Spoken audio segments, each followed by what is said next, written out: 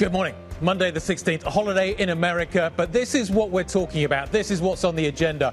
Stocks enjoying inflation Goldilocks. Ironically, gold isn't. Japanese growth stalling in the fourth quarter. Get ready for the Takaichi turnaround. And what really happened in Munich? Ollie Crook is here with the security briefing and a market check. Yeah, that's right, Guy. Thank you so much for welcoming here in London. Looking at the futures this morning, shaping up thus. S&P futures up about 1/5% this morning, 68.64, the number you're looking for. You're not going to get any cash trading this morning. However, we will be looking at the futures throughout the program. Futures in Europe, getting another bid here, about 1/10 of 1 percentage point here. And as you say, Guy, gold down 1%, breaking below 5,000. The invincible gold tray taking a little bit more of a beating today, down by about $50 a trade. The countdown to the opening trade starts right now.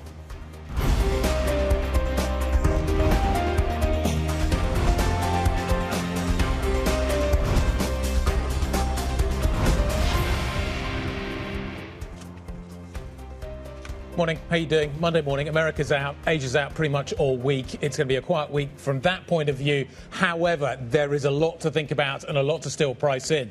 Inflation data out of the United States on Friday came in, you could argue, better than anticipated. We get more of that this week, though, in terms of the PCE story. But was it as good as it looked? Equity markets are loving it. Goldilocks looks to be in charge of the narrative. So I was saying, ironically, gold is a little softer on that. Bonds obviously liking this story as well. But take a look at the front page of the Wall Street Journal this morning. Inflation is coming back, apparently. You've got the gasoline story, which you need to fold into that data as well. Are we convinced, Ollie Crook, that inflation is dead, or at least Goldilocks is in charge? Yeah, well, that's the big question, Guy. And I think that the question also going into this is looking at sort of the labor data that we've been seeing out of the United States. You got a very strong print for January. However, you look back at last year, they only netted something like 180,000 jobs in the U.S. economy. They are, according to our research, one of the weakest years for job market creation in the United States outside of a recession since 2003. So I think that's interesting in as much as what we are seeing is actually quite a strong economy from many points of view. The inflation story is coming down. You've got the gold story. This is in the United States. Sorry, you've got the labour market data looking good. Does this last into the midterms? Yeah, and there's another question for that. And I mean, is 2%, for example, the Fed's target? Is that low enough for President Trump in an election year in 2028? That's the question. He wants gasoline prices, but they've been coming down. They've been going up. If you take a look at what is happening with the story around chips, you've got this huge kind of surge in chip pricing at the moment that's affecting everything. That's going to push consumer electronic prices up. And can Trump really bring inflation down enough to get the Republicans with a big enough boost going into those midterms, I think is the question. But the U.S. economy feels like it's doing okay right now. And on the question of inflation, can you see some capitulation on, for example, tariff policy? That is something that we've been seeing some reporting on. Obviously, that would have a read across to the Europeans. Steel and aluminum, still the big issue for the Europeans, trying to get that 50% down to 15 if they can. Plus, for the stock market point of view, the AI story is still out there. So this morning, everything looks kind of hunky-dory. Does that last?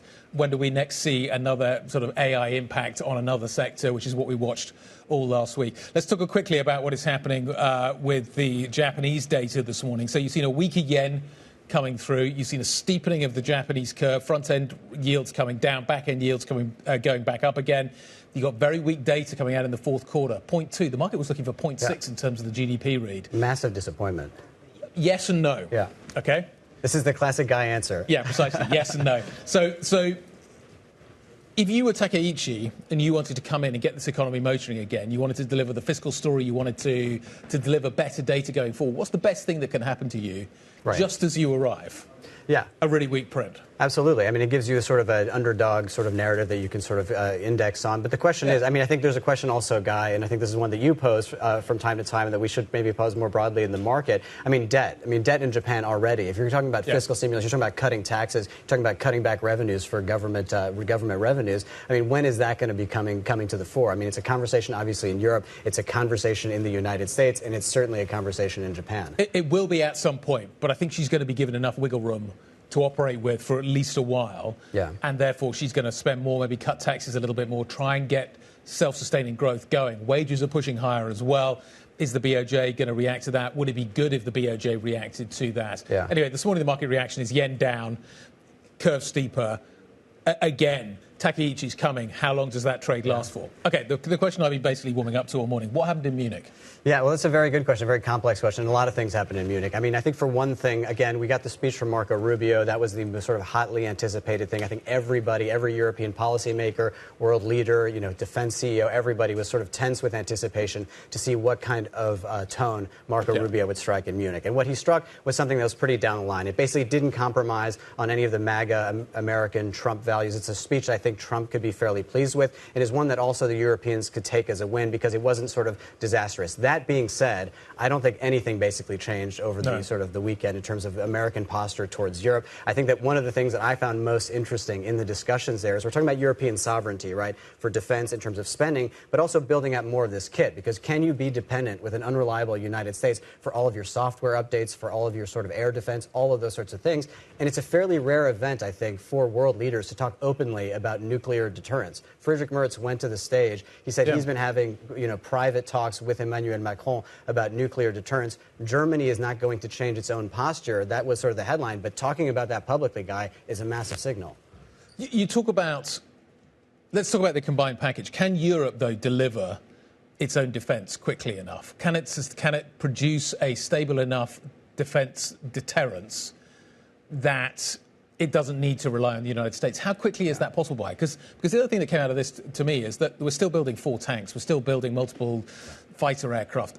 Europe talks about getting its act together, but it's still not focused enough. And it's that focus. We still want to build a French-German aircraft. We still want to build. We still want to do our own little thing, but we've got to figure out how to do it together. And we're also failing to do that. I mean, the FCAS, this is the joint project between the Germans and the French, getting that fighter jet off the ground has been basically impossible. They've been trying to do that for many, many, many years now. I spoke to the German defense minister. I said, can we basically call this project dead? He goes, not quite yet. I mean, not exactly a rousing sort of degree of confidence that they're going to get it over the line. But he did say that basically, even if it does fail, it's not going to be the end of cooperation between the Germans, between the French in terms of military and industry and building that out.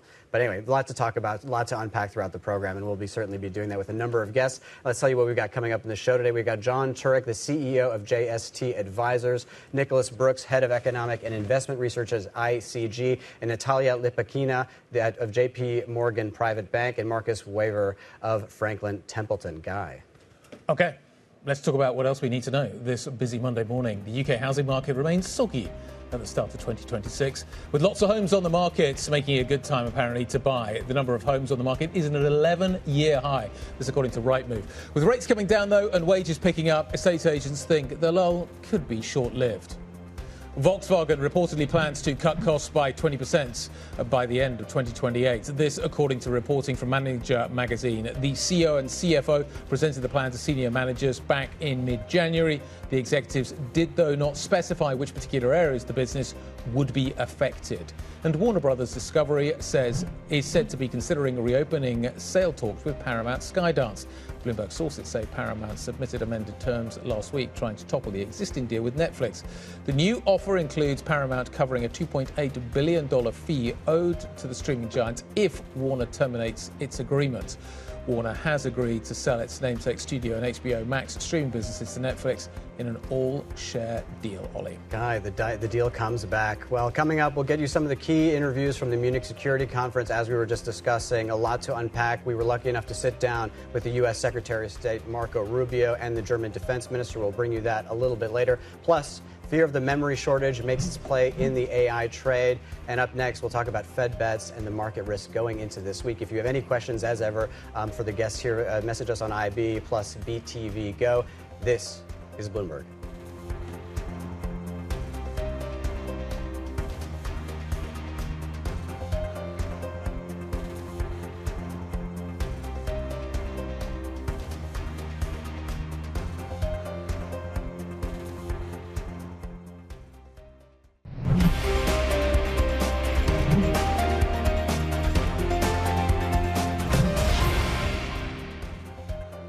All of our software companies are using AI, they're selling AI, they're developing AI. AI is software. Software is AI, if you do it right. So to think that all software is the same, we think is, they're missing the mark a bit. We think this could be a really exceptional buying opportunity.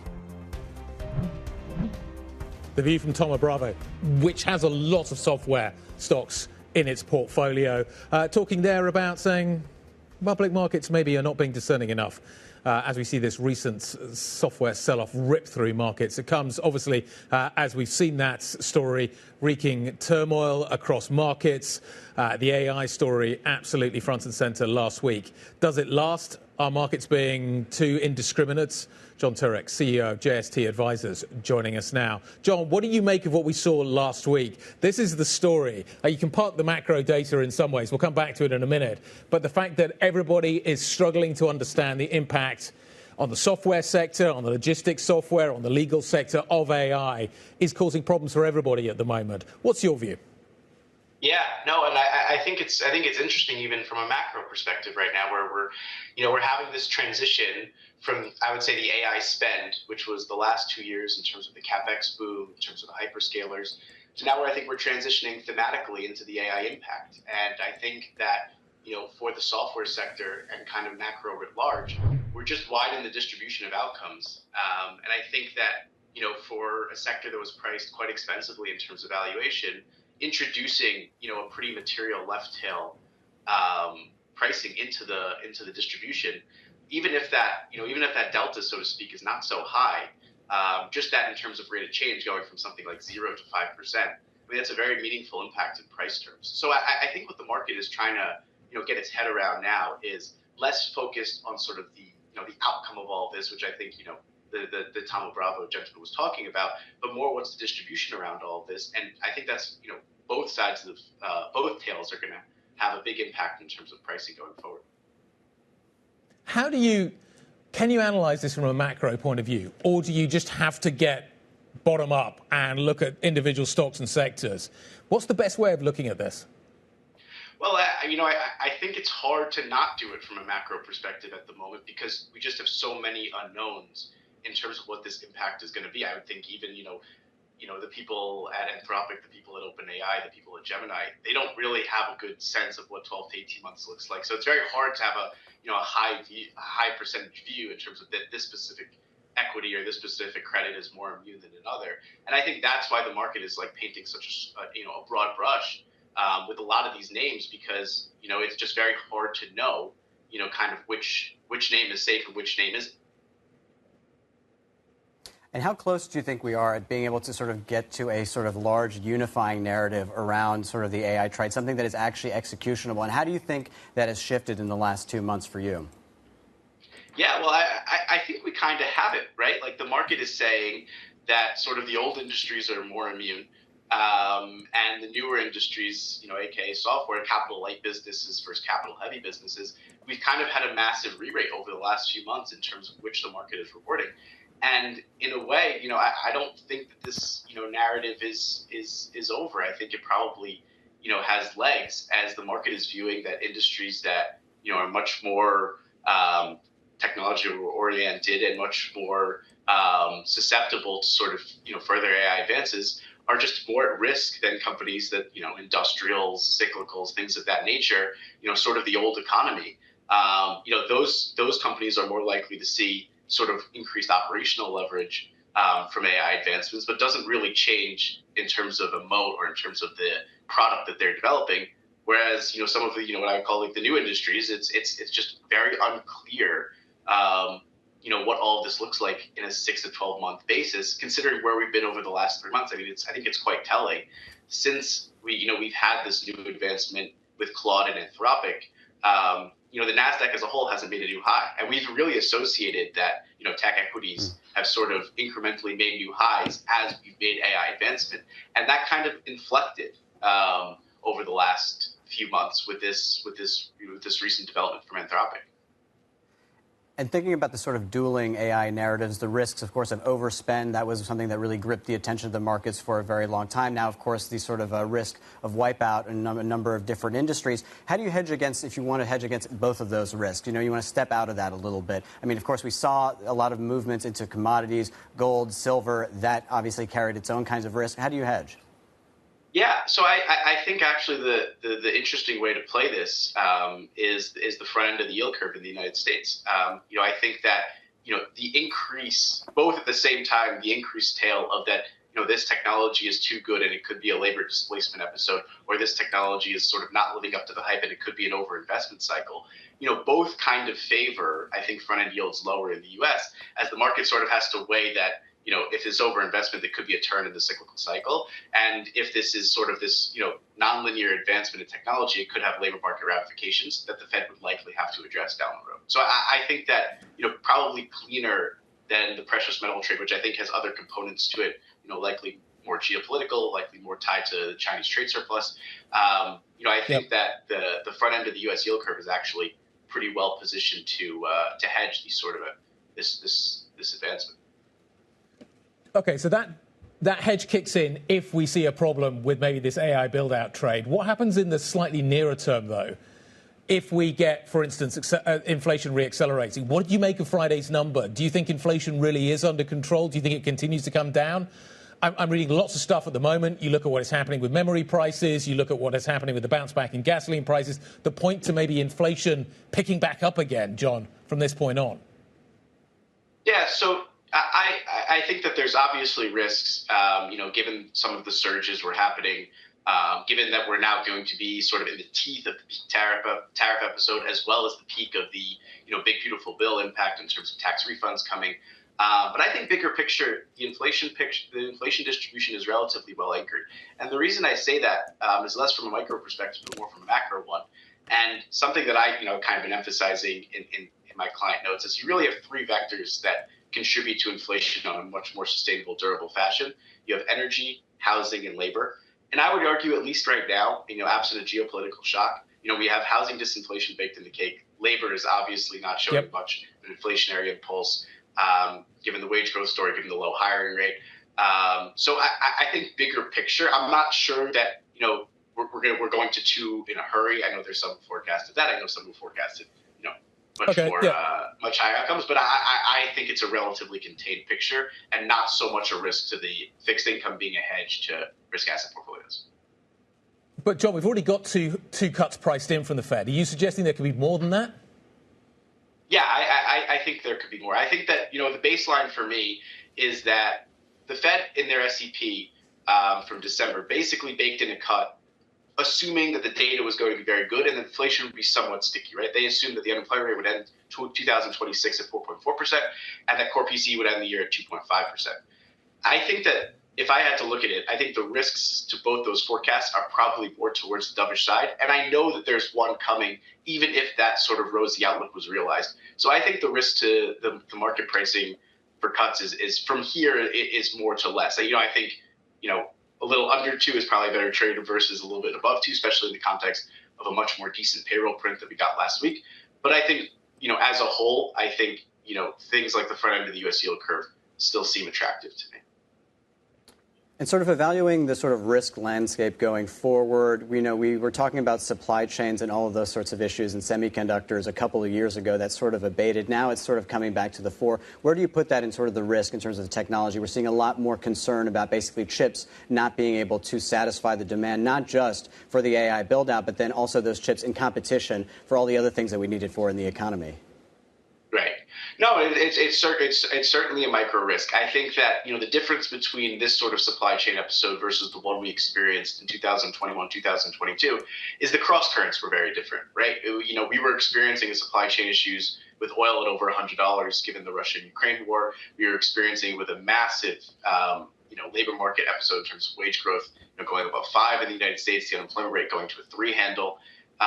It was a very different sort of cross current. So I think that, yes, from a micro perspective, this memory impact is obviously going to be with us probably for the rest of this year. The question is it enough on its own to sort of, reawaken the inflationary spirits that we had sort of 21, 22? I think not.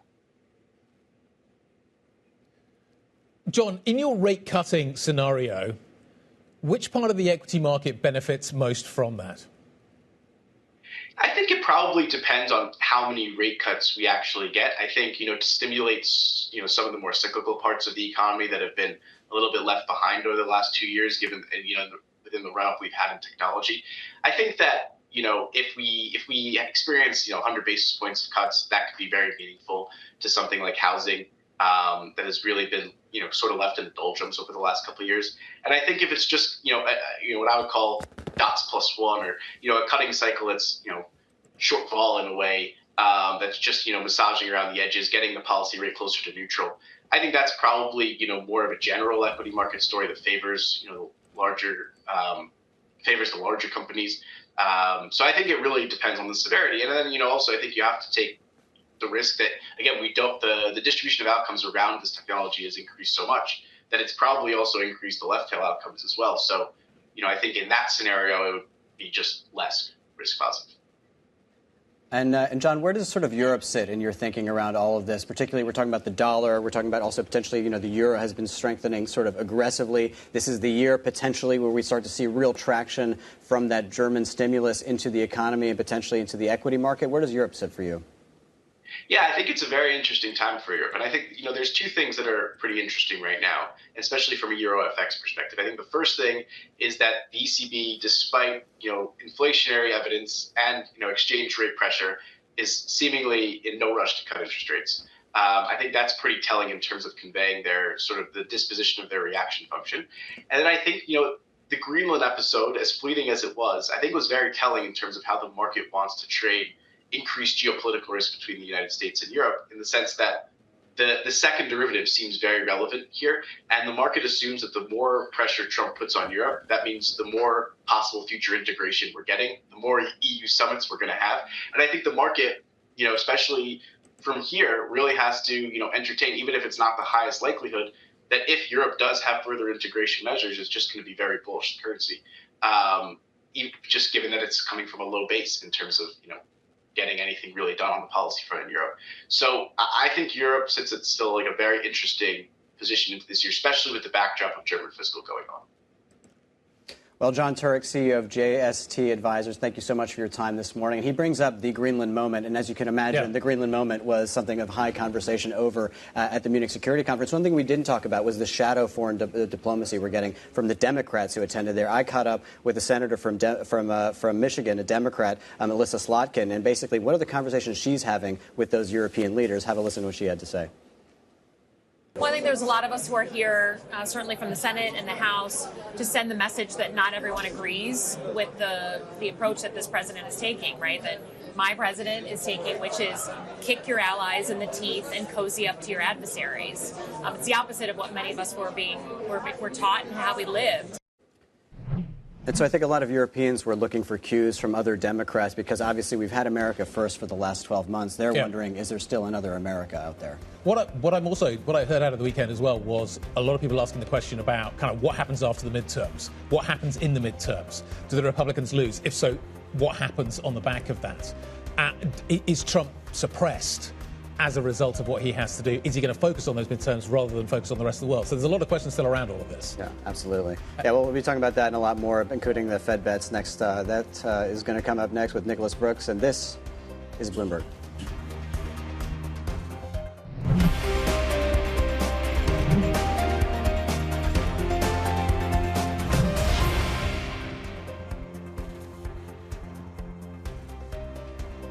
We're going to spend our morning kind of worrying about AI and worrying about what is happening with employment and inflation and everything. Mother Nature is at it in Hawaii. Amazing pictures coming as we've seen a volcanic explosion taking place there. That is a proper volcano. I mean, I didn't know what to expect when they were going to pull up the images of this, but absolutely. I mean, U.S. equity markets closed. Volcanic activity very active this morning, as you can see there in Hawaii. Absolutely breathtaking images there. Okay, let's talk about, can we do tectonic plates shifting? Maybe that's the way that we maybe sort of migrate to our next subject. Futures, bonds, let's talk about what is happening with the markets as the tectonic plates shift. Last week, they certainly did shift. We saw equity markets under pressure last week as we watched what AI could do to various sectors, and the market panicked about that, doesn't really know, and that's the problem. We're in a kind of sell first, ask questions later kind of mode right now. This morning, it looks like we're seeing a slightly more positive picture. Maybe we're responding to the inflation data we saw out of the United States, which paints a more benign picture, at least for now. We'll come back to that in a moment. Bonds catching a bid as well. We've certainly seen it's quite a big impact in terms of yield curves, expectations for US rates, maybe getting a little better in terms of rate cuts cuts, if you think that's better. And we've seen that priced into the bond markets across Europe as well this morning. So positive picture for equity markets this morning. Positive picture, Ollie, for the bond market as well. Yeah, that's right. And there are a number of things we'll be paying attention to throughout the week. The week book, let's take a look with what's happening throughout the week. As we were saying, U.S. Secretary of State Marco Rubio, he's in Budapest today. This is yet another angle of the Munich Security Conference that we have not yet discussed. He's gone to Slovakia, going to Budapest. Tomorrow we'll get to the eco-finance ministers meeting in Brussels, trying to sort of get their fiscal policy in order in response to what we've been seeing, particularly out of the United States. And UK policymakers will be watching jobs data on Tuesday, followed by UK CPI. Wednesday, we'll also get the minutes guy from Fed's January meeting on Wednesday. Obviously, those will be very closely watched as ever. Yep. And Thursday, Euro area consumer confidence and a bumper earnings day across the day on Thursday and Friday. Also, US PCE. Is that enough for you guys? That's enough to keep me going, certainly throughout the week. I thought our last guest was really interesting. He talked about the fact that Trump putting pressure on Europe means that we get more Europe because Europe panics and therefore figures it's got to be it's got to get its act together finally. It's interesting there's talk now about some of the Nordics joining the euro because they're worried about what is happening with Trump and the effect that we're having there, and that will be euro positive. I hadn't actually kind of drawn all of those lines. Yeah, it's going to be fascinating. But you obviously know how difficult it is to bring Europe together and get any of these initiatives. You need a crisis. Together. Absolutely, you need a crisis. The question is the scale of crisis quite as urgent as it needs to be in order to do that sort of thing? That's, of course, what my focus has been for the last 12 months and will be for probably the years to come. Anyway, we'll skip it onto the United States, and inflation data would be a major focus for markets this week. I'd like to dissect some of that with Nicholas Brooks right now, the head of economic and investment research at ICG.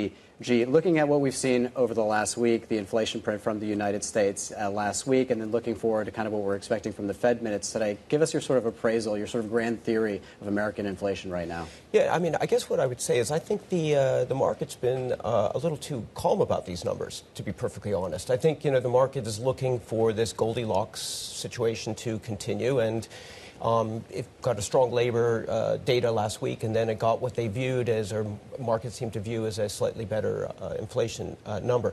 But if you look at the underlying numbers, they're still really strong. I mean, you're looking at core PCE probably in December coming out this week running at close to 3%. Core CPI is running well over 2%, in the mid-twos. I wouldn't argue that you're anywhere close to where the Fed really needs inflation to be. And at the same time, you're looking at underlying economic growth of somewhere between 2 to 3%. So I'd say the economy is running pretty hot. Inflation is still pretty high. There have been some good things happening. We have seen oil prices come down and energy prices come down. But the underlying sort of structural supply-demand situation, I would argue, is still pretty tight. So we've done the sort of inflation side of the mandate. Let's do the labor market side of the mandate, because we got a number for January that was very, very strong. That being contrasted, though, with net sort of job creation in the United States last year, which, according to our research, was at the lowest level outside of a recession since 2003. What are you seeing in the U.S. labor market? And is this a Fed that is favoring which of these two mandates at this point? Yeah, well, I think there is a little bias in the Fed at the moment towards cutting. We've already seen a number of cuts over the past year. And clearly, there is a lot of pressure coming from outside to cut rates. Now, to what degree the Fed bends under that, it's hard to say. My instinct is they probably won't too much. But we are getting more members on the board now that are, biased towards cuts. But when you look again at the labor market, you're looking at an unemployment rate at around 4.3%. That's still pretty low by historic standards. And, the labor force growth is slowing down pretty quickly as well. So, there's a tightening on the supply side. So I would agree that on the demand side, we've seen slowdown. But the supply side has also come down pretty quickly and potentially could come down even more quickly over the next year. What happens if the Fed cuts 3 times this year? Well, that would be a little more than the market's expecting. The market's got 2.5 at the moment. Yeah, so I think, again, it always depends on why they're cutting. Okay. If they're cutting because inflation is under control, but growth is still running around 2%, that's fantastic for markets. Risk assets do very well. You just told me that's not what's happening. Yeah. So what happens in your scenario? What happens if the Fed cuts this? I see. So if they're cutting, even though growth is still at a very high level and we're at a really tight thing, then I think we start to see the long end of the curve move up much more sharply. And I think we start to have some wobbles potentially. Long-term inflation expectations start ratcheting back up again. And could you get a 10%? Could you get a 5% 10-year? How high? You talk about the long end moving up. How much do we see? Yeah, I think you could get to 5%. I think you could get Wow, to. Again, it's not my base case scenario but on the scenario what where is the the base Fed case? is cutting, my base case is they're going to cut 25 to 50 basis points. We might see a slight creep up in the long end, but I'm not betting on them cutting 75 basis points when growth is close to 3%.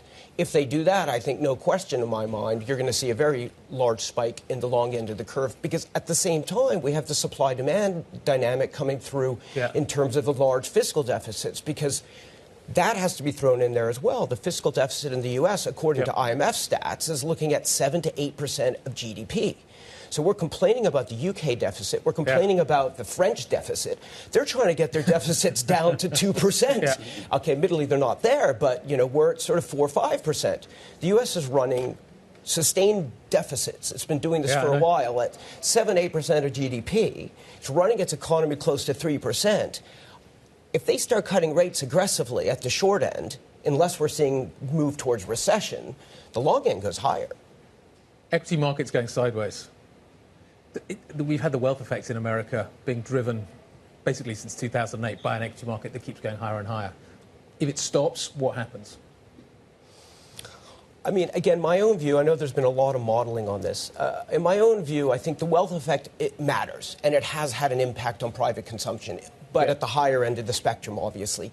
I think if the stock market plateaus, I think people will continue to spend. Okay. I think you need a big correction that's sustained, and then I think you'll start to see that hit private consumption and start to hit the overall economic growth rate. And we've talked about the dueling narratives at the Fed between the labor market and inflation. What about the dueling narratives on AI and the AI trade? Overspend, also just the concerns with the wipeout. These are in some ways incompatible ideas. Where do you sit on that? I agree, they're incompatible ideas. I think everyone is just very confused. I think people don't understand it yet. And I think, as your previous guest highlighted, many of the people running these firms don't know where it's going. It's creating itself in a way. And it's incredible how quickly AI has evolved just over 6 months. The capacity of these models, what they were doing 6 months ago was something like a toddler might do. And now they're doing something experts might do. So it's moving so fast, I don't think people quite understand it. So not to sort of compose an excessive sort of doom and gloom scenario on this, but if you have something as powerful as the narratives around AI that basically touch every sphere of human life and every asset class, and there's a fundamental inability to sort of come up with a grand narrative of what the effect is going to be, what kind of risk does that set us up for in a market where there's also been so much euphoria around this for the last couple of years? Yeah, I mean, in my view, it's rational that we've seen valuation correction, and I think that broadly could continue for a while. I think it will be volatile because we don't have any hard information, so it's all uncertain. But at the same time, I would say, and again, I think other guests have said this, I mean, there are a lot of positives coming out of this. So when I look at companies that we invest in, for example, there are a number of companies that are going to be benefiting from this. And there's some companies that are going to see both. They're going to be hurt in some parts of their business, but if they're quick and if they do it correctly, they will also see benefits. So it's really an open field right now, and I think everyone's trying to get a hold of it. Can I just pivot and just talk about something completely different? I just want to get your take on it. Ollie and I were talking about this a minute ago. Trump and his impact on Europe. We've just come out of the Munich Security Conference. Everybody's terrified. Maybe Rubio calms things down a little bit, but not by much. Europe feels like it's facing an existential threat right now. We're going to get more Europe. We're going to get more summits and a desire to do more together. Are we going to see Europe taking a big step forward in that kind of scenario? Is Europe, it usually does these things in a crisis, facing a crisis big enough to deliver a better European outcome? Yeah. I think so. I mean, we've seen it already in terms of fiscal spending. I mean, Germany, as we know, has done something they haven't done, in generations. They have massively increased their spending on infrastructure and defense. And I think the other countries in Europe that have the capacity are very serious about doing that. So that is one known, and that is going to support economic growth, certainly over the next few years. At least it creates a downside protection. Now, to what degree the Europeans get together and the single market and start working on competition, okay, it's a little trickier, but I do think that there is a real push. I mean, I've never seen, having covered Europe for many years, I've never seen such an impetus and such a desire to work together. And certainly the Draghi report, I think, is being used as the sort of the blueprint. Yeah. And we're kind of trying to figure out which way around we should read it and kind of what it ultimately looks like. But we'll get there eventually. Nicholas, nice to see you. Thank you very much for stopping by to see us. Nicholas Brooks, Head of Economic and Investment Research at ICG. Talking of the Munich Security Conference, the US Secretary of State Marco Rubio was there, sending a slightly softer message to Europe.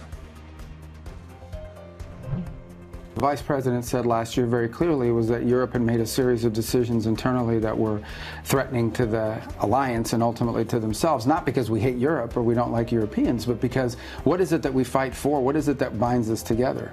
And ultimately it's the fact that we are both heirs to the same civilization, and it's a great civilization, and it's one we should be proud of. It's one that's contributed extraordinarily to the world, and it's one, frankly, upon which America is built. Join our culture war.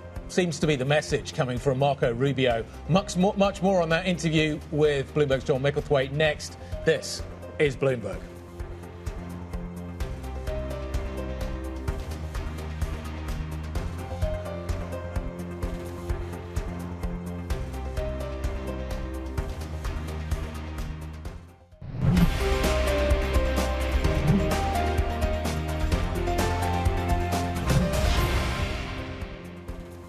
$14 minutes, the equity market open here in Europe. Europe, to a certain extent, is the only market that really is kind of as normal this week. The US is closed today. Lots of Asia closed throughout most of this week. So in some ways, you don't really get a kind of true market test until probably later on in the week, certainly. And that will give us an idea of where we really are. Is the macro data in charge, or is this AI narrative still in charge? Or is geopolitics going to sort of impose itself on this narrative as well? Yeah, Guy, that's a big question. I mean, again, I think it's just a moment to take a moment to mark the moment. 12 months out from that J.D. Vance speech, which was really the foray, the first time we got MAGA foreign policy for Trump to what that would look like. The next 12 months of our lives was completely overtaken with basically the policy that came from that. And this year, we're all waiting tense with anticipation for what Marco Rubio would say. And the U.S. Secretary of State sort of downplayed a little bit the chances of a meaningful fracture in the U.S. and European alliance if Ukraine loses the war with Russia. He spoke exclusively to us, to our editor-in-chief, John Micklethwaite, at the sidelines of the Munich Security Conference. Have a listen. The Russians are losing 7,000 to 8,000 soldiers a week. A week. Yeah, not wounded, dead. Ukraine has suffered extraordinary damage, including, overnight, and again, to its energy infrastructure, and it will take billions of dollars and years to rebuild that country. So I don't think anyone can claim to be winning it. I think that both sides are suffering tremendous damage, and we'd like to see the war come to an end. It's a senseless war. In our view, the president believes that very deeply. He believes the war would have never happened had he been president at the time. So we're doing two things. So obviously we continue. Look, we don't provide arms to Russia. We provide arms to Ukraine. We don't sanction Ukraine. We sanction Russia. But at the same time, we find ourselves in a unique position of serving as probably the only nation on earth that can bring the two sides to discuss the potential for ending this war on negotiated terms. And it's an obligation we won't walk away from, because we think it's a very unique one to have. It may not come to fruition, unfortunately. I hope it does, and I think there are days when I feel more optimistic about it than others. But we're going to keep trying, because that is, in the end, this war will not be solved militarily. It will be, in the end, it will come to a negotiated settlement. We'd like to see that happen as soon as possible. Do you worry that if Ukraine loses the war, it's going to be a disaster for the transatlantic relationship? Because Americans will say the Europeans didn't provide enough arms, and Europeans will look and remember the meeting in the White House and Zelensky and Trump, and they will blame the other way. That would ignore reality. Look, Ukraine, first of all, they deserve a lot of credit. They fought very bravely. They've received extraordinary amount of support from the United States to the tune of billions of dollars that pre-exist the war. In fact, Ukraine probably wouldn't have survived the early days of the war had it not been for American aid that came to them even before the war had started, with the Javelin missiles that disabled the tank formations. I wasn't saying it was fair. I was just saying there's a possibility you have to deal with perceptions. No, but I'm not worried about that, because I can tell you that I think history will understand that. But I don't think the war is going to end in a traditional loss in the way people think. So the words there from the U.S. Secretary of State Marco Rubio, speaking to us exclusively on the sidelines of the Munich Security Conference. So, Guy, I mean, listen, again, trying to get both of those sort of audiences, the Trump audience as well as the European audience, trying to bring them together in the sort of words of Marco Rubio. But I think it's also interesting because the things that he does not say, for example, where is he right now? He's in Budapest. He's meeting with Orban. He was in Slovakia. These are not the most sort of EU-friendly nations. And we have had a lot of reporting on with the Trump administration, a lot of contact, a lot of outreach with a lot of the parties parties that are in opposition in a number of countries, whether it's in the AfD in Germany, whether it's in the UK, and a lot of those discussions. And that's something, that's not traditional. People are saying his manners are slightly better than maybe J.D. Vance's, but basically the message is the same. Yeah. Is that what we got in Munich? The same message, just dressed slightly differently? I think so. I think there is a degree, though, of understanding within the Trump administration that maybe they pushed it a little too far, particularly with the sort of Greenland moment. Some of these officials that I've spoken to kind of off the record, or not off the record, but kind of anonymously on the background of the conference, is basically trying to keep Europe in this space between basically intense urgency but not in panic. And that is kind of where you get action. And even if you ask Democratic lawmakers, you ask Europeans, it was only Trump who was able to get the Europeans to get to 2%, 3.5% of spend on NATO, and they're not the first to push that. Obama was pushing it, but it didn't work. Yeah, and there's also this kind of cultural angle as well, which I think is really interesting as well. That's what's happening on the geopolitical front. Let's talk about what's happening from a market perspective this morning. Joining us now to discuss that is Bloomberg's Adam Linton. Good morning. Good morning. Last week was amazing. Is this week going to be any different? Are we going to see the AI story fading a little bit? Does the inflation picture, the more benign inflation picture, give us a more positive risk-on kind of momentum? What do you think? I think, if you take the realms of equities, I think AI is obviously going to be incredibly dominant. We saw from the price action last Friday that once again it's these IT stocks, these communication services stocks, which are slumping. And I think the thing for the market is how much can the rest of the broader tape, offset things. We're negative year to date for NASDAQ and S&P 500. And I've been arguing for a while that, if the big large cap companies can't contribute to the rally, and there's only so much the US stocks can do. And I think people are looking elsewhere, looking towards Europe, they're looking to South Korea. And then, but I think the thing is, though, at some point, these are still, good companies. And I think when they start screening in valuations, it becomes more attractive. That will put a floor into how far we can go. But I think the real fear in the market is that anything that is AI adjacent or, related to that field is in the firing line. We've seen some of these, asset management companies, these software companies, which is getting attacked. So for now, I think people are just going to park in areas which aren't as exposed to those factors. And how AI adjacent is Europe? Is it seen as sort of an alternative in this sense, just not touching it quite as much? And of course, thinking about kind of the space of Europe and the sort of buy Europe trade, is that really something that you think is gaining traction with investors? Well, I think, the thing for Europe is what's been its weakness for the past few years is now actually playing to its strengths. It doesn't have this really solid IT sector. So if you're looking to divert away from some of these AI plays, then Europe is actually a pretty good place at the moment. It's got financials, which are performing really well. It's got industrials. It's in all this increased EU spending. So the story for the EU is very different to the US. And, if you take things like the dollar, people are trying to reduce dollar exposure, then, Europe is a good avenue for people to look at. I keep hearing this view, though, that if we see the US go down, if you diversify into the rest of the world's going to be just fine.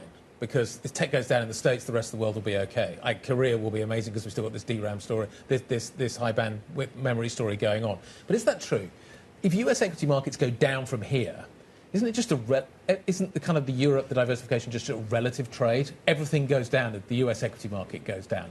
Is that right or is that wrong? I think to some extent there will obviously be some element of contagion, but I think that, from a broader macro perspective, this is a relatively positive global growth environment. Right. So, even though we have seen a dovish pricing for the Fed, US growth is still good. And looking outside of the US, global growth expectations are relatively high. This is a nice cyclical environment to be in at the moment. So I do think that will contain some of the contagion. And also, if these AI companies can become more responsible with their spending, then it can shake out some of the weak hands, some of the weaker players. Yeah. And, this can, we still can see global equities deliver significant returns, even if the US lags. Well, Adam Linton, thank you so much for joining us this morning, for your take on the markets and everything that we're watching going into this week. Now let's get your stocks to watch with Bloomberg's Louise Moon. Good morning. Morning. So first up today, we will be focusing on Hapag-Lloyd, the global shipping giant. Now, they're in talks to buy Zim Integrated Shipping, which is a US-listed but Israeli shipping giant, two of the biggest shipping companies globally, both among the top 10. If you look at their share prices, Zim has really outperformed in terms of share price gain over the past year. So it'd be a real combination of two huge companies. It'd be about $3.5 billion deal. Now, it didn't go down too well with the workers of Zim Integrated Shipping. They're threatening strike action. So Hapag have said, to avoid any negative impact, the workers are in the best interest. They're at the forefront, so trying to reassure. They're expected to close later this week, so we'll be keeping an eye on that and keep you updated with that. Next up, we're looking at Volkswagen, the German car firm. Now, there's been a report that they're planning to cut 20% of costs. Now, this all comes in the wider context of them dealing with tariffs, a slowdown in demand from China, less demand than expected for electric vehicles. You can see this has been kind of weighing on their share price over the past year at various points. So planning 20% more cost cuts there. And then finally, DSM, they're the company behind a lot of ingredients with skincare, nutrition. Shares really weighed over the past year, and we'll be keeping an eye on them to see at market open if there's more of that. Thank you very much, Louise Moon. We're going to get the sort of futures check coming up into the open here. We're about 2 minutes or 5 minutes away from the market open. Futures are sort of pointing up this morning, Guy, in the day in which the U.S. market will be closed.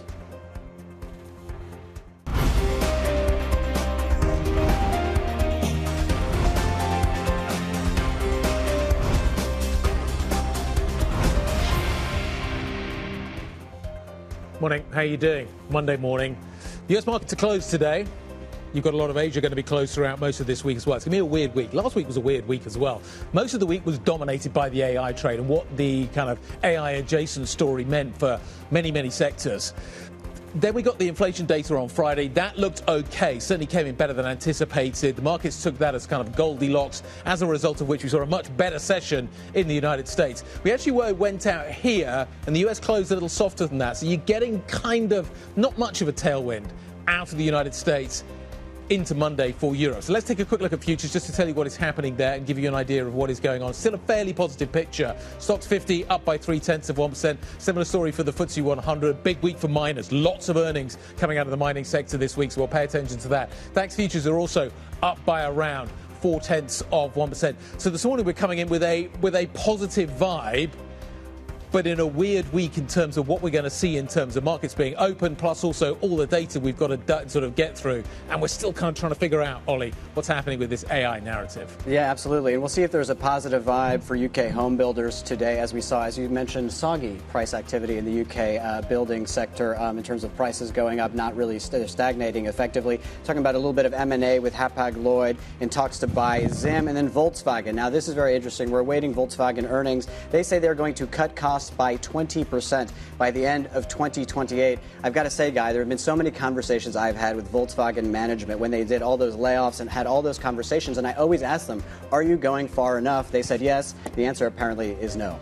I know we've kind of reached this cathartic moment now. Well, have we, in terms of what we're seeing with the EV trade and what that is going to ultimately mean? People are backing off that. OK, let's talk about these markets. Let's talk about why we are here. The markets are up and running this morning from an equity market point of view, at least here in Europe. We're up by 0.2% on the FTSE 100. As I say, it is going to be a massive week for the miners this week. You're going to see an awful lot of data coming through from that sector. Big focus for the London market. The 600's up by around 0.2%. Such turbulence last week generated by this AI trade, single stocks, single sectors getting whipsawed around as we try to understand what impact AI would have on those single stocks and sectors. Do we get a little bit of calmness maybe returning to the market this week? The CAC is up by 0.1%. Big week last week for luxury. Just remember, though, that Hermes, I think, goes ex-dividend today. Just pay attention to that one as well.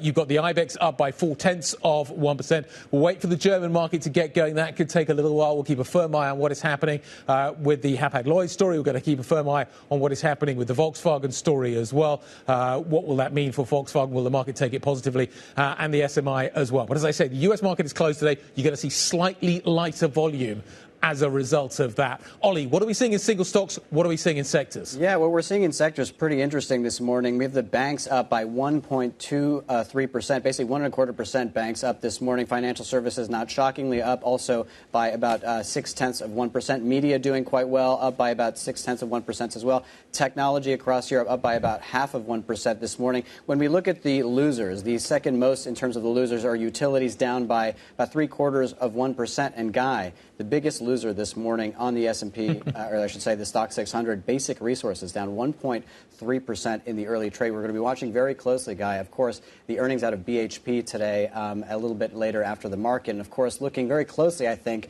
about the commentary in terms of what we've seen in the commodity market over the last month. Some absolutely remarkable moves across, whether it's silver, gold, platinum, all the entire, basically, the complex. Gold's below 5,000, which I think is interesting. there's some nice pieces being written about gold at the moment. People talking about the fact that it's basically behaving like a tech stock. In fact, it's moving pretty much in line with the technology sector. Gold, yeah, precisely. It's become a retail trade, and therefore the relationship back in maybe to that kind of tech stock style narrative is definitely there. Yeah, Rio Tinto's under a lot of pressure at the moment. Are we going to... And not great when your haven is acting like a meme stock. Just No, just to kind of... Yeah, precisely. You've also got Asia out this week, and that has provided, obviously, a lot of impetus into the metals trade of late. So I just wonder whether some of that is coming out of the market as well. But you are seeing the banks back on the front foot. That's been the obvious trade for Europe over... certainly over the last year. Santander's trading strongly, HSBC moving to the upside as well. But it is where we are seeing the weakness in that metal space. What is interesting, though, is that US equity markets actually looking fairly positive. Today we are closed. Tomorrow, futures are pointing to a more positive session, maybe a continuation of the narrative we saw coming out of Friday, which was inflation comes down, the Fed can cut rates. That is good for stocks. But that's not how stocks are behaving at the moment. So let's talk a little bit about what we are seeing with all of this. Nataliia Lipikhina, head of EMEA equity strategy at JPMorgan Private Bank, joining us around the table to discuss. Good morning. Good morning, guys. So, OK, we've got a scenario where we are struggling to understand the impact of AI. Sector to sector, stock to stock, huge amounts of turbulence. US equity markets are being hit on the back of this. You think that's the wrong call? You think that US equity markets go higher from here? Why, given all the turbulence?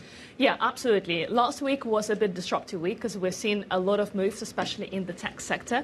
But for us, the most important thing remains earnings. Yep. In fact, when you look into the current earnings season, the companies are showing 13% of growth.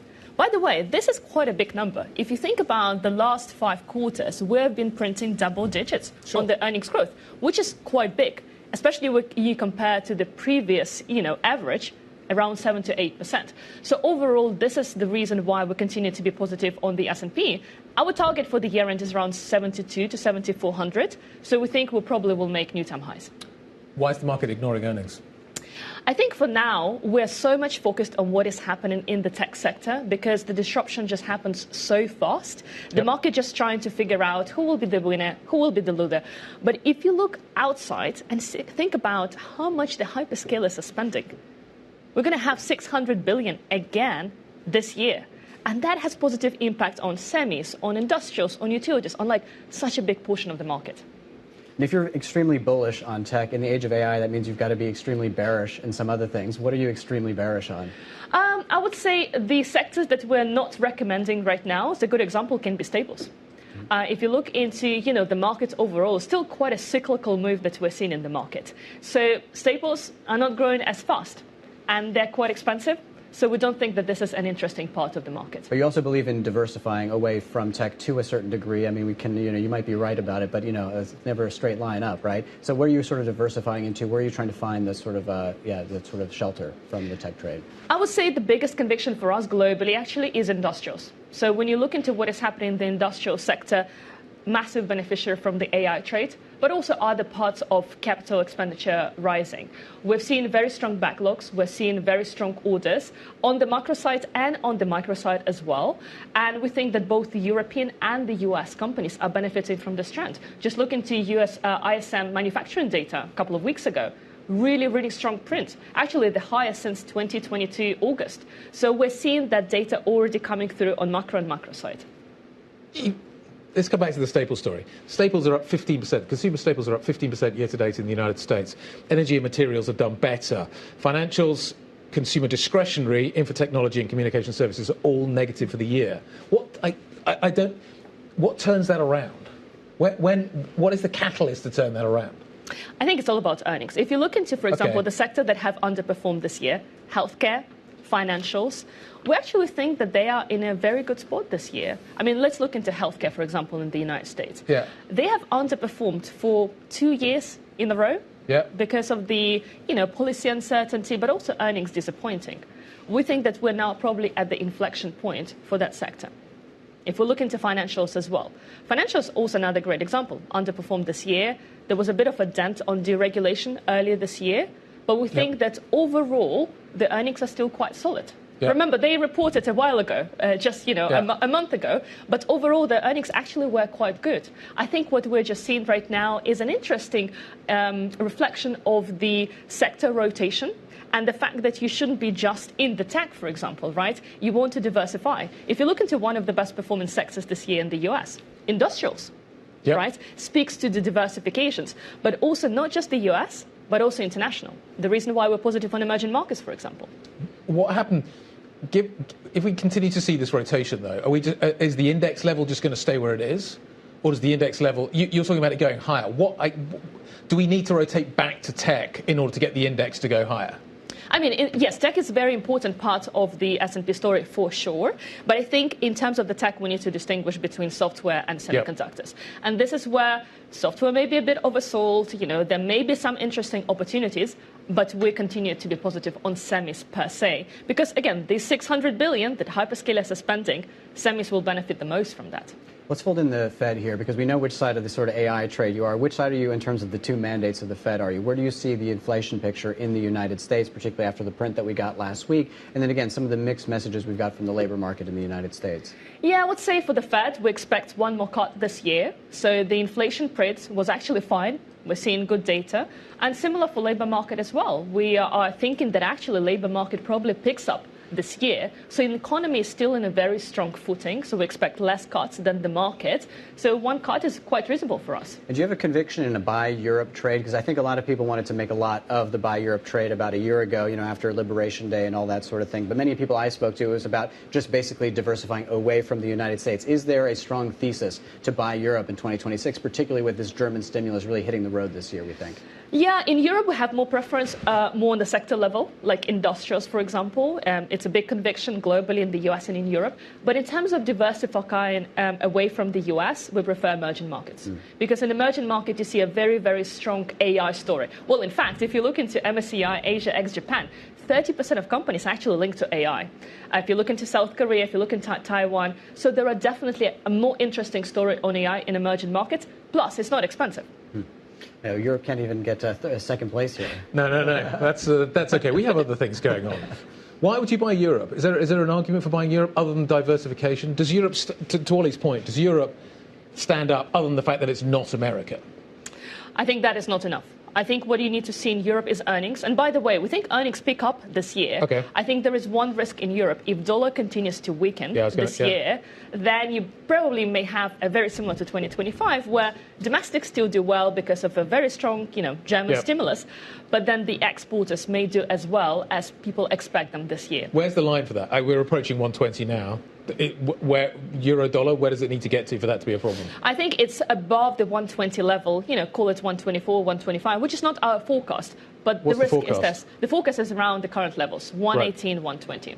And I have a question. Where does sort of geopolitics rest in your sort of appraisal? Because I think that in the last 12 months, we got sort of electroshock of geopolitical shock, and now everybody is intensely desensitized to it. Is it something you even think about, or is the market just going to trade through it and not really matter? Yeah, I mean, we're long-term investors. When we look into earnings, for us, what matters, and basically back to, Guy's first question, is earnings matter the most to us. And when we look into geopolitics, it usually has a very short-term impact on the market, and we're not too concerned about that. But if you think about diversifying, again, gold, something we haven't discussed yet, but this is one of the reasons why we continue to be positive on gold and industrials, because ultimately they benefit from spending that we're seeing in the market. And how concerned were you by what you saw in the gold trade? Because again, we were going sort of vertical for a couple of weeks, then we came back down to earth. And again, this is supposed to be a hedge, and it's trading a bit like a meme. How much does that concern you? Yeah, I mean, it was a bit frothy, a couple of weeks ago, but we think that the pullback is quite rational. But given how much money is in this tech trade, I mean, can the gold market absorb that kind of hedge? Do you know what I mean? Is there just too much money, basically, to be able to climb down from that tech rally? Yeah, I mean, for us, the thesis around gold is slightly different. For us, it's about, central banks continue to see very strong support and demand for gold. And we're seeing that position is actually fine in gold. So therefore, the current levels were actually happy buyers, I would say. And you think that carries on? If you see more volatility in gold, the central banks maybe they continue to buy, but there's been this huge kind of Asian retail trade, and part of that has been driven by speculation, and therefore it stops acting as this kind of this portfolio hedge. Do I want a portfolio hedge that has the kind of volatility that gold is now beginning to exhibit? Yeah, I mean, I don't think it's just, stocks and gold, because ultimately in your portfolio you will have fixed income, you probably will have private equity, private infrastructure, etc. But I think it's absolutely normal to see a pullback after such a huge rally. I think we would be more worried if we just didn't have that. So I think overall, yes, you may have a bit of a more correlation between equities and gold, just given how they have, Yeah. So what's uncorrelated at the moment? Gold was meant to be my uncorrelated trade, but it's no longer. It's correlated now. So what are there uncorrelated trades that exist out there? Absolutely. Infrastructure. Hedge funds. But isn't infrastructure just hedged to the AI trade? No, not necessarily. It depends what kind of infrastructure, because you may have more traditional infrastructure that is less digital. If you think about, ports and roads, they actually will have either negative or zero correlation, or close to zero correlation to the public market. But a lot of that, if I buy a basket of infrastructure, there's going to be a lot of... It's not public market. It's on the private market. All right. Okay. That's a whole different conversation. Nataliia, for next time, maybe. Nataliia Lipikhina, Head of EMEA Equity Strategy at JPMorgan Private Bank. Thank you very much indeed. Let's take a look at what we are seeing in the market this morning. This is what the Core 6 looks like. This is the story you can see. LVMH having a fairly good day. You just be aware that I think Hermes has gone ex-dividend today. Defence stocks are fairly flat after Munich, which is interesting as well. You are seeing some weakness coming back into the chips, but not much.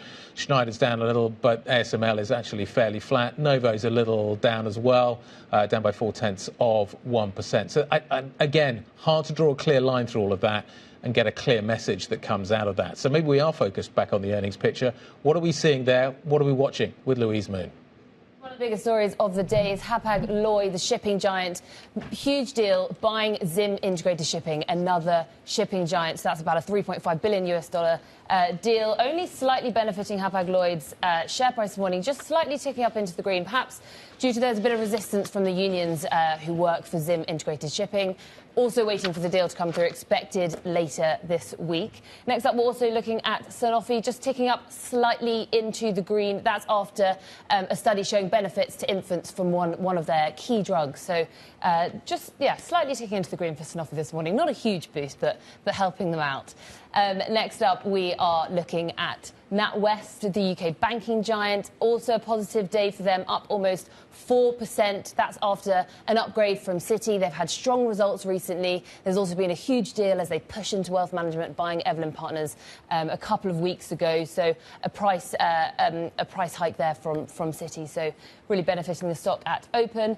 And then UK home builders all into the red. That's after latest data from Rightmove saying that house prices stagnated in February, having boosted hugely in January. So a bit of a stagnation there, weighing on the home builders at open, mostly affecting Barratt Redrow, the UK's largest home builder. And then finally, we're looking at Norsk Hydro down into the red, over 4%. And that's after they were cut to a perform by RBC. So a cut there, weighing also on their share price. Louise, thank you very much indeed. Louise Moon, on what we are seeing in terms of some of the single stocks. We're also just watching what is happening in the mining sector this morning. A big week in terms of the earnings narrative that we're going to watch very carefully there.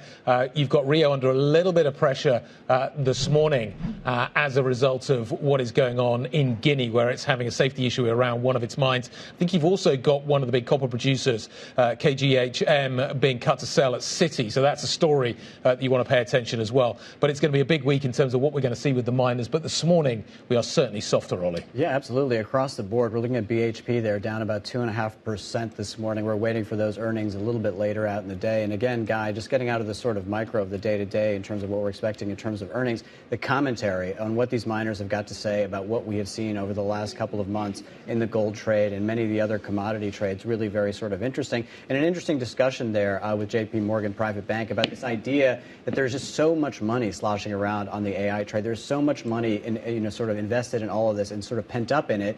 Can the gold market really absorb all of that cash if it rotates out? At a certain point, they will push the prices up, and it's not going to be enough. We don't want our havens trading like meme stocks. Absolutely not. The other thing to just mention with the miners as well, though, is that, talking of meme stocks, is that they have been the biggest beneficiary this year. If you take a look at the stock 600 year to date, the basic resources sector, as people have rotated towards the metals, have rotated towards the gold trade, that sector has been the biggest performance. And when you start to see maybe more benign inflation picture, maybe stocks catch a bid more broadly, maybe you start to see some of the profit taking coming through in that sector. So what we could be simply seeing this morning, maybe in some of these mining stocks ahead of earnings, is maybe just a little bit of profit taking coming through. And to your point, the stock 600 basic resources year to date up 17.5%. Yeah.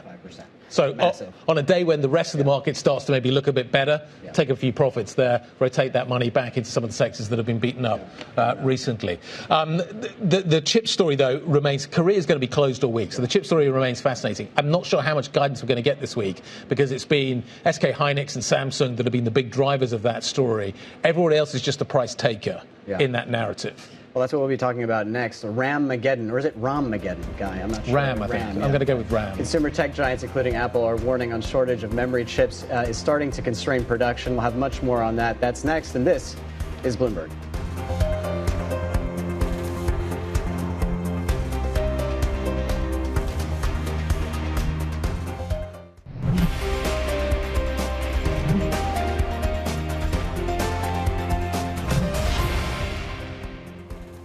Monday morning, good morning. Welcome back. You're watching the opening trade. We are 21 minutes into the equity session, and it looks a little bit like this. Not moving actually that much. These are the kinds of gains we saw at the get-go this morning. Since then, we've basically gone sideways. Unsurprising if you think about what else is going on around the world. America's closed today.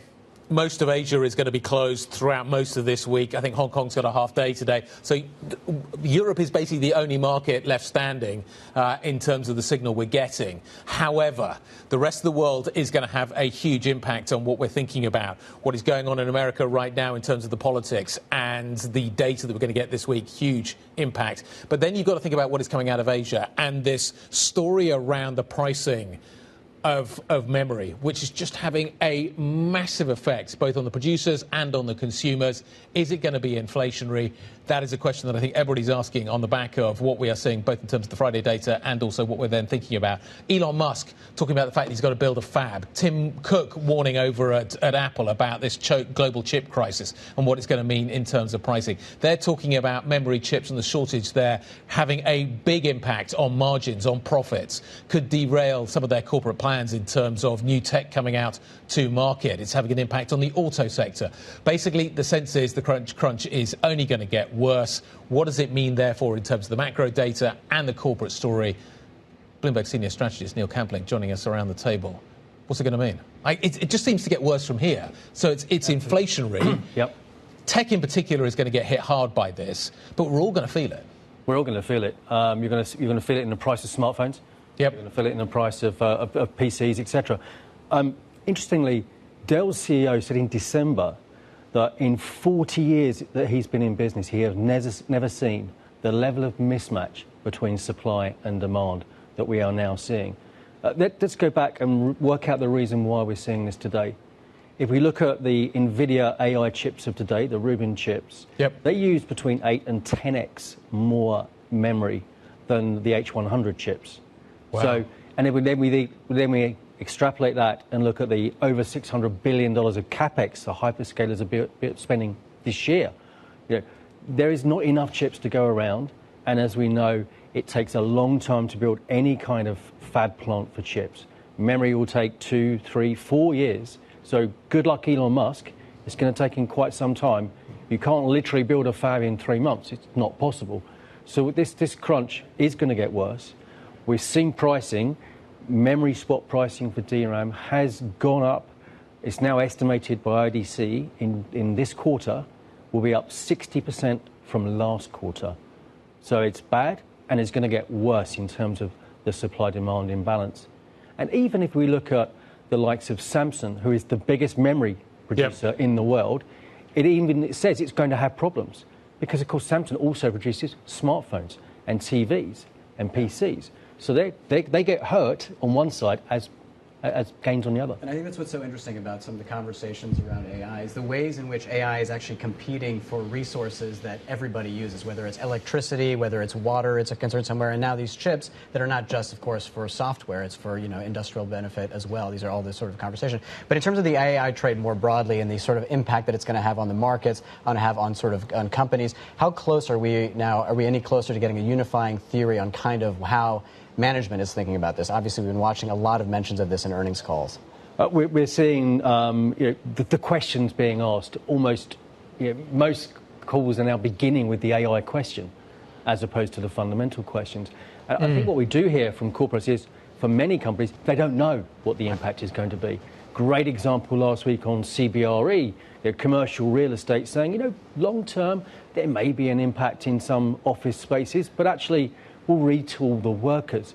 When they tried to quantify the use of AI themselves, and they said they can see a 25% improvement in terms of their own research by using AI tools, the stock then went from a gain in the pre-market to being down double digits, because people basically extrapolated, well, if you can save 25%, if there's an AI-specific tool, how much can they save? It's probably 80, 90%.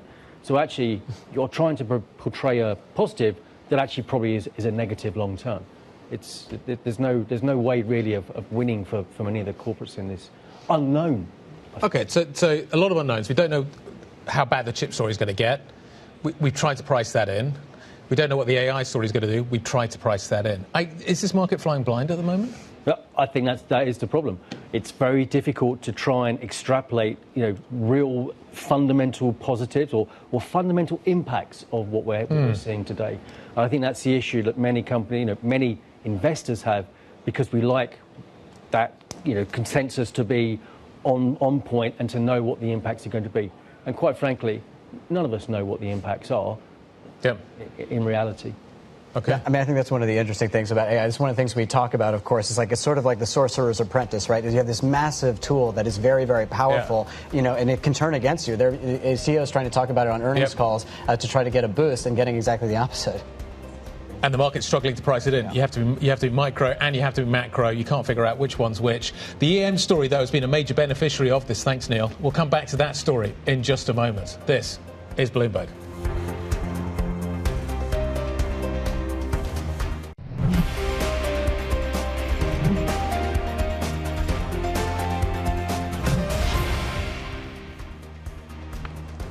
So 30 minutes into the equity market session, let me be honest with you. What you are seeing today is, I don't think, a real reflection of what markets are thinking right now. Equity markets in Europe are up 0.2%.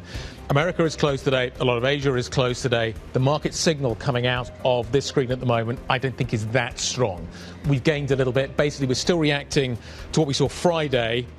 We've priced a little bit of that in. Now we're basically in a holding pattern as we wait for the arrival of the Americans back again. And I think we're going to see a quiet week with Asia out. So that's the kind of picture in terms of the equity story. And you can kind of see this on the next screen, I think, a little bit more clearly. 320 up, 268 down. The market's reasonably balanced. But take a look at the volume picture. We're down very strongly on volume. This is a holding story today, as we await other markets to reconnect, and then I think we'll start to get a clearer picture. So Europe is marking time.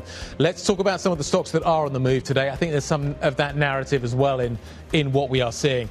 Banks are having a reasonably good day. They're kind of back on the front foot a little bit this morning. The market may be, in the absence of anything else, is basically rotating back towards them. HSBC is having a better day. I think there's an upgrade from NatWest this morning. I think got a buyback picture coming back in. So it's more of that kind of mechanical process that I think is moving Europe around today. There's not a clear kind of narrative signal that is emerging from this market. LVMH is up a little bit as well. Some of these more beaten up stocks maybe seeing some rotation back towards them. Is that a better picture that emerges? I don't know whether that sustains. Safran is a little softer today. Some of the defense names are a little softer today. Does Safran get caught up in that, or are we just reacting again to what we saw last week when we saw a stronger picture there? British American Tobacco. The defensives have done very well. Look at what has been outperforming so far year to date. Some of the miners have been some of the best performers, and we're seeing a rotation away from them as the market maybe looks for a different narrative. I don't know. I think it's just what has done well over the last few weeks. Maybe it's being sold a little bit today. Maybe the inflation number out of the States gives you a narrative to do that. British American Tobacco is down. Rio Tinto, the miners are under pressure today. Is that something specific to do with the mining sector? We're about to get a lot of data from the mining sector, or is it simply this is a sector that has done well, and as a result of which maybe it's time to take a little bit of profit? It feels maybe a little of the latter maybe creeping into this market. So Rio Tinto trading down.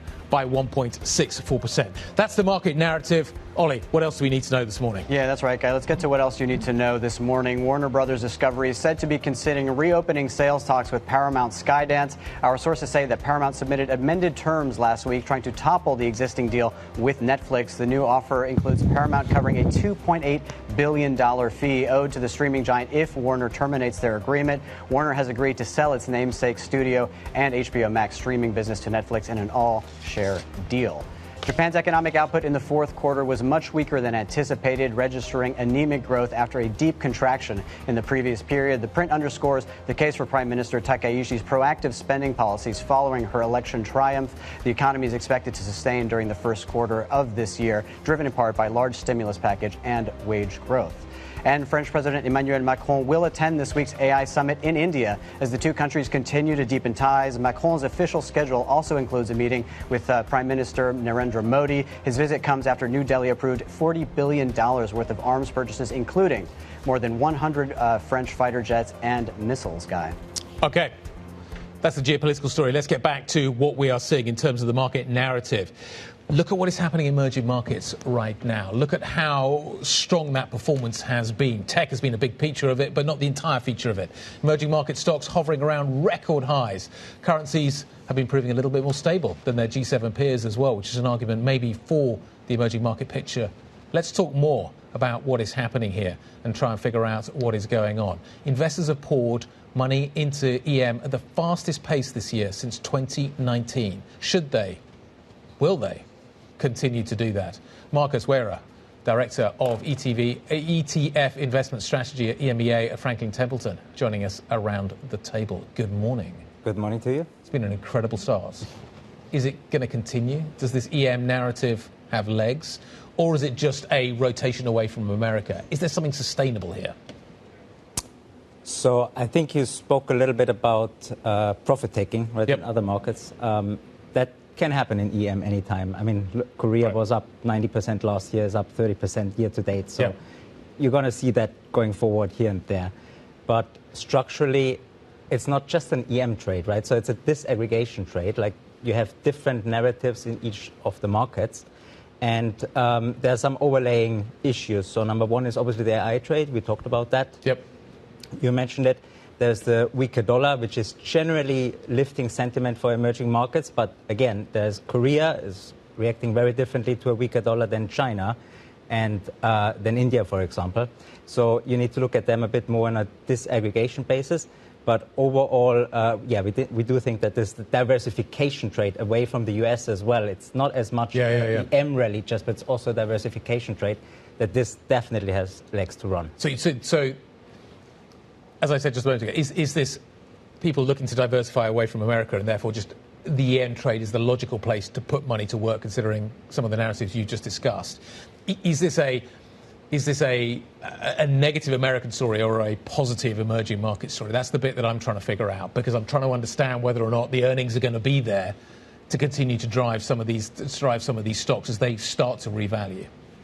So I don't think that it's a negative US story, for one, but it's a little bit of a concern, right? Yep. And the over concentration in some of the indexes we see and the Max 7, I mean, all that story that we talked about last year, right? So it's just a natural diversification away from the US. But emerging markets are delivering in certain ways, certainly. So if you look at the tech, I mean, a huge crunch in memory chips, right? Yeah. That's going to last. We saw last week that the cash availability for the hyperscalers is not scarce at all. Yep. So we had Google come out, right, with a massive bond issuance. So there is definitely room to run in the AI trade, which is a positive for the emerging markets. But that doesn't mean that we're negative for the US. And talking geographically, drilling down a little bit more into that EM trade, where do you see as the kind of the most bullish argument and where is the most bearish? So Korea is still our top pick, but also don't forget that there's more going on than just the AI trade. Maybe it's the connective tissue among all of them, just like the weaker dollar is, right? But Korea also has the Value Up program, where the government is trying to, improve valuations across other sectors. You've got defense. I mean, huge story there potentially in Korea that is under-talked, we think, because AI just dominates everything. You got India, which last year has performed quite poorly, but this year maybe come back, with a more consumer spending again. And given the sort of dominance of the AI trade, how much does the Fed come into the discussion? Traditionally, that is the sort of big driver, historically in terms of emerging markets. It's a big part of the conversation. Is that as big a part of the conversation now? It is part of the conversation, but if you look historically, maybe 10, 20 years ago, the Fed and the dollar was the driving force behind would it be risk on or risk off for emerging markets. I think now it's still part of the conversation, but it's less so. If you look at the outstanding dollar-denominated debt is about $4 trillion in emerging markets, so split about 1.5 in sovereign, 2.5, something like that, in corporates. So if you have a weaker dollar and weaker Fed rates, then of course that is going to help financial conditions there, but it's not as much of a make or break story than it used to be. But it's a nice to have. What about China? China feels like it's a difficult one to understand at the moment. You've got a lot of policy coming through. You've got a lot of the language coming out of the Chinese authorities suggesting they don't want stock market speculation. How does that change the narrative around China? Because in theory, China should be benefiting in many different ways at the moment. But I'm just wondering whether the policy framework is one that suppresses that. So, China has been benefiting, right? If you look at the performance in 2025 and early this year, it's been doing quite well. I think, thinking of the dollar, right? That's a very nuanced story for China, obviously in different way. It helps with financial conditions on the one hand, but then on the other hand, it's still quite export heavy, so it's quite a nuanced story there. We like actually the fact that China is looking a little bit more what's going on at the stock market than, if we think back 10 years ago, this was a massive bubble then that burst. So I think it's prudent. Obviously, do they get it right all the time? Probably not.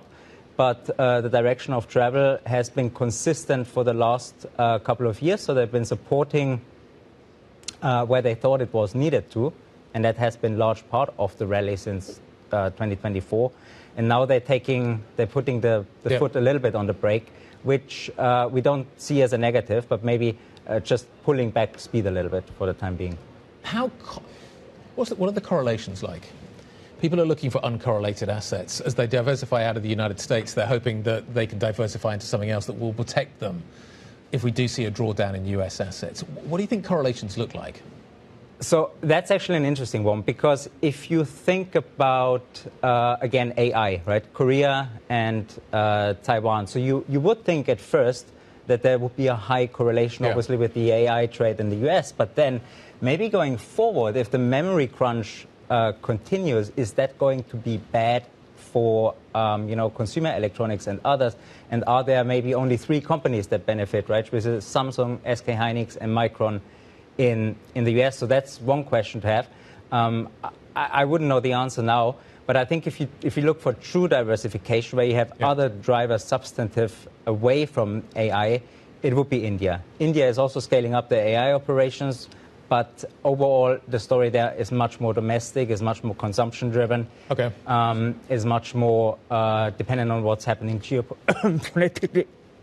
And so geopolitics. Yeah, you took us exactly where I wanted to go, which was the question of India. So obviously you've touched on some of the themes there, but thinking about the geopolitics of India, India has emerged as kind of one of the only countries that stood up effectively to the U.S. administration, which has gotten it, in sort of dialogues and potentially a better deal. It's sort of hedging in terms of Europe, Russia, and China and all the others. What are the other sort of the geopolitical through? Can you convert that into a sort of an investment thesis for India?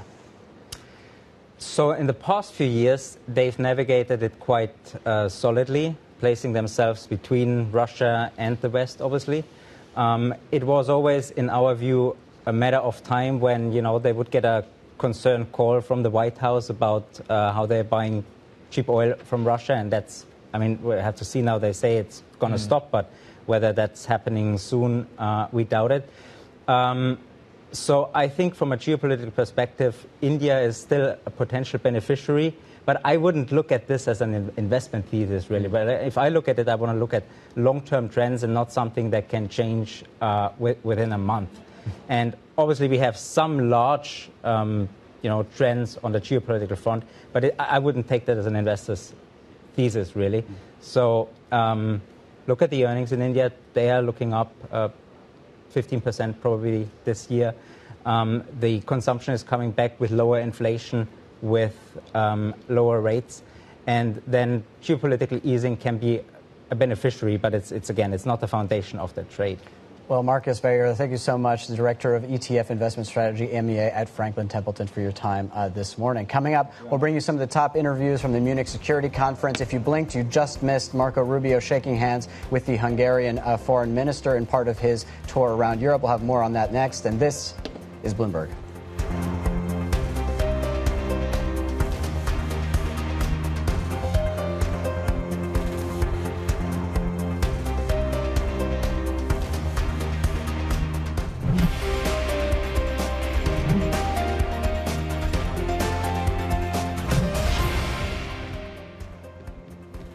Okay, it's taken me 46 minutes, but I basically come to the conclusion there isn't a narrative this morning.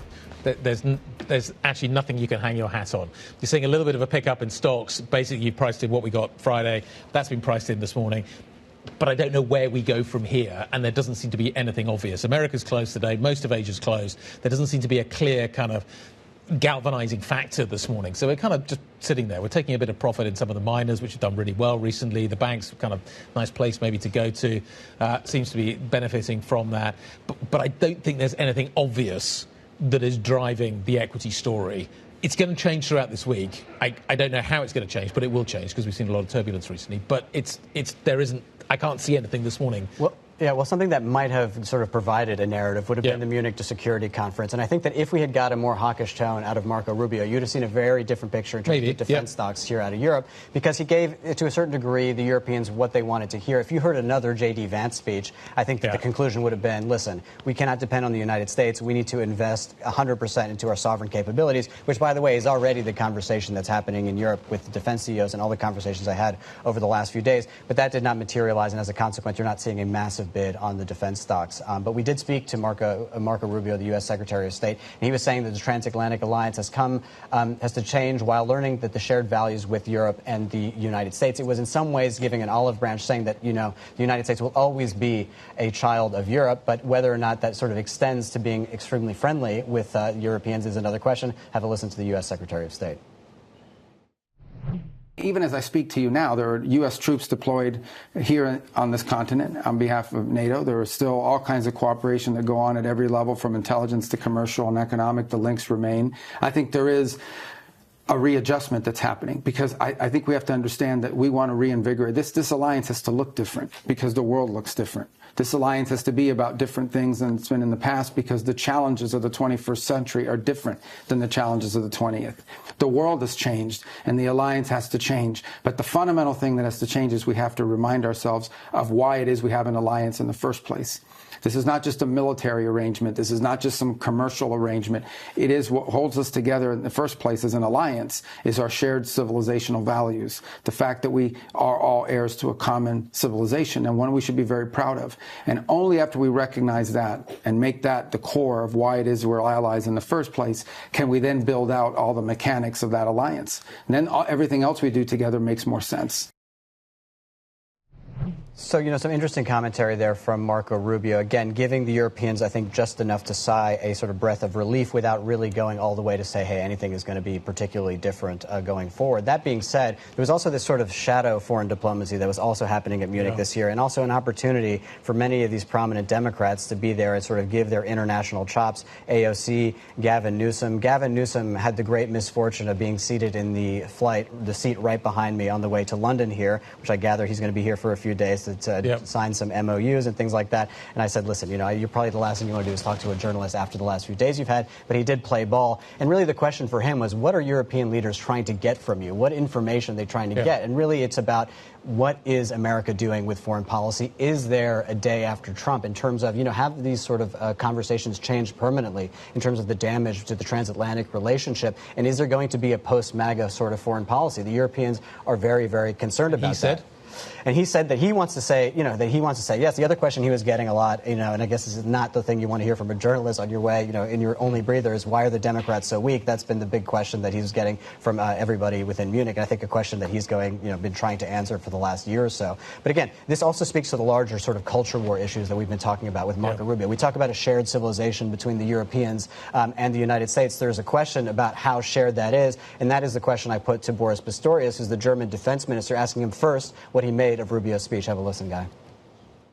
Well, I don't look backwards. I heard a speech with a reassurance tone.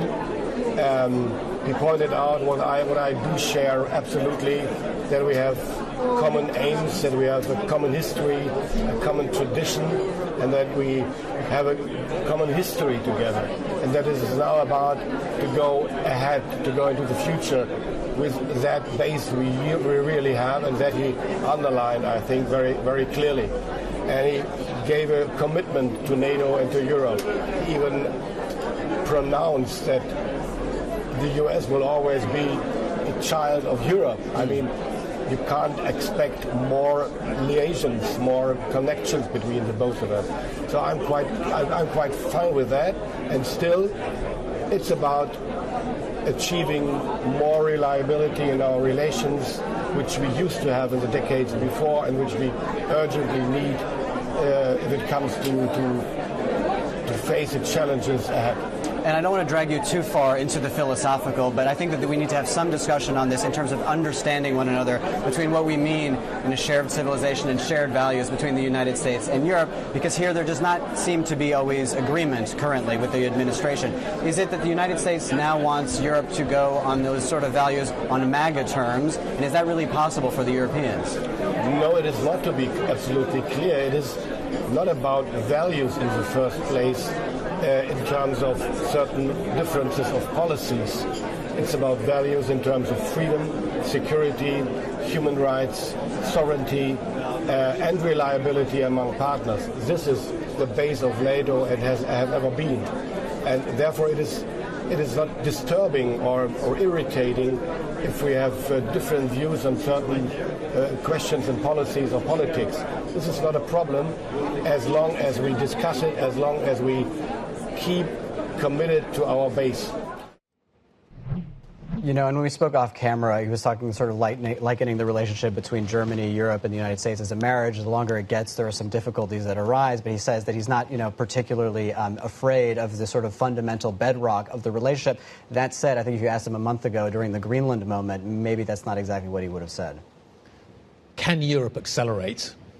The only way that the relationship is, that the marriage becomes more balanced, is if Europe can deliver what it needs to deliver on its own. Yeah. And I think the question coming out again of Munich is, after the wake-up call of last year, how much progress have we made? How much progress have we still got to make? And it still feels like it's a long way to go. It's still a long way to go. And again, building up all these capacities takes years and years and years. And until then, you're still dependent on the United States. So also, you can only be so honest about how you feel about the relationship. Again, just one of my takeaways, listening to Friedrich Merz back there talk openly about nuclear proliferation and saying, yes, Germany's stance has not changed, but we've been talking quite a bit with Emmanuel Macron about that. That is not the sort of thing that terribly reassures people when a German chancellor is talking about nuclear capabilities, even if it's to say policy is not changing. Yeah, German policy is not changing. Does European policy change? I think is probably the question around that. OK, let's talk again about what's happening in these markets this morning. Scarlett's here, Scarlett Montgomery-Koenig, right, M Live team. I'm struggling. Today feels like a kind of, let's start the week tomorrow. Yeah, is that the right way of thinking about it? I'm happy with that. I think that's probably it. I also think there's just not a lot of the U.S. this week, and that tends to be our dominant driver. We're also pretty much tech earnings in the rearview mirror in terms of there's only Walmart this week that's like high up on the list in terms of earnings reports. When's NVIDIA? Watching. That's coming, isn't it? I mean, not this week though. That's next. That's a future problem. There's like things here and there out of other markets. We've got some inflation readings out of the smaller ones for the UK that'll matter quite a lot. But I think if you're thinking about the US in particular, there's nothing until Friday, and then even then, it's GDP data that we know is going to be quite weak because of the shutdown, and you'll get the bounce back in the next quarter. So I can take this weekend. I can take this week off, right? That's just what it's like half term in the UK, isn't it? It is, I think, my kids are taking it off. Then I guess, do we spend a little bit more time dissecting the inflation data, for example, that we got out of the United States last week? And where do you think that leaves us in kind of the grander Fed narrative? Yeah, I mean, I didn't take a huge amount from the inflation data. I think it's really hard right now because all of the data we have is a little bit distorted. We're still waiting to see how that demand holds up. And I think inflation matters a lot less in this environment because we know it's at a level that's too high for the Fed. It's above target. Some of the components that were weaker, like gas, that's not going to persist further into the year.